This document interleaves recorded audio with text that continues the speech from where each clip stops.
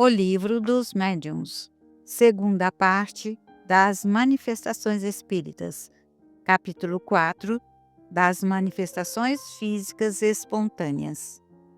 Eu sou Luísa e fico feliz em tê-los aqui para darmos continuidade ao estudo do item 74. Hoje veremos a pergunta de número 20.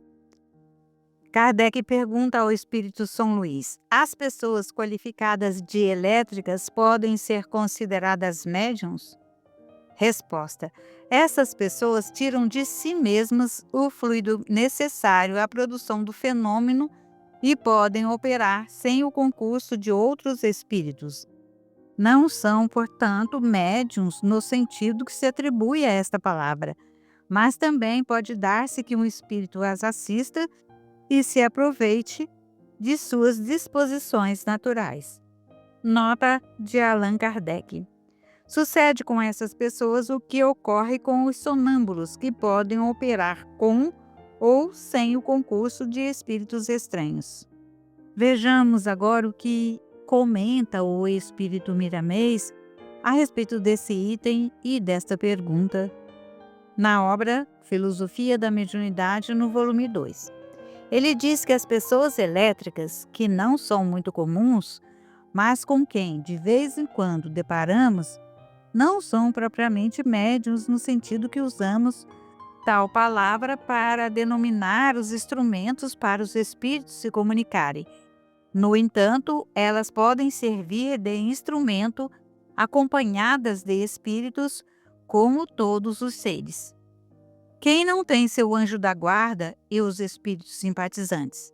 É neste sentido que todos são médiuns, em maior ou menor intensidade. Quem já não recebeu inspirações de espíritos? Todos, encarnados e desencarnados, estamos sempre rodeados por essas testemunhas. Se não somos vistos no mundo físico, a não ser por médiuns que têm essa faculdade bem desenvolvida, também sentimos a mesma dificuldade no tocante aos que nos dirigem de planos mais elevados. Compete a nós estudar, meditar com interesse pelas leis naturais, porque elas nos falam de muitos segredos da vida. A eletricidade, já falamos em outra mensagem, é derivada do fluxo universal. É, pois, uma transmutação dele, que pode ser feita por espíritos ou organismos que cuidam disso e até, em certos casos, por alguns animais, como no caso do peixe elétrico. Não há nada de anormal, é a natureza na sua profusão de movimentos rítmicos. Convém indagares mais sobre a origem das coisas para que tenhas mais paz e compreendas o porquê dos efeitos que tantos admiram. Se todas as criaturas são médiuns, por que a criatura elétrica não seria? Convém analisar que a mediunidade tem uma escala de ascensão muito maior do que pensas. Médium é canal por onde passam não somente a mensagem dos espíritos, mas todos que servem de intermediário. A pessoa elétrica é uma sensitiva que aguça na sua intimidade a sensibilidade. Não há nada demais na sua vida. É qual o sonambulismo ou a regressão de memória que sensibilizam o organismo, despertando na alma recordações que lhe possibilitam lembranças e conhecimentos de situações vividas. São estados, às vezes provocados, que os homens devem estudar. O Espiritismo vem explicar tudo isso com simplicidade, de modo que todos possam entender. Com o maior adiantamento dos homens, tudo isso ficará sendo rotina, quando até crianças deverão compreender as transmutações de forças para o bem da humanidade. Este fim de século é o momento de começar a educar a mente que tudo pode realizar, pois tanto se pode ser elétrico pela atração e transmutação do fluido universal que circunda tudo, como se alimentando com ele, qual se sorve a água, como se respira o ar. Assim, podes observar o quanto é capaz a mente.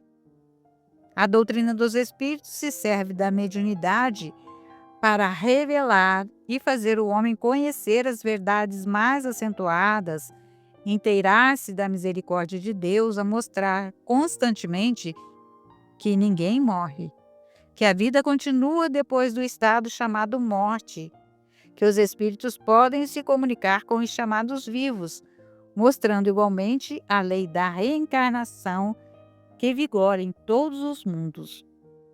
O mais interessante para a criatura é ser médium do amor, da caridade e do saber, médium da tolerância, da fraternidade, do perdão e da justiça, vindo sempre de Jesus os meios pelos quais poderá se melhorar na extensão divina do amor universal.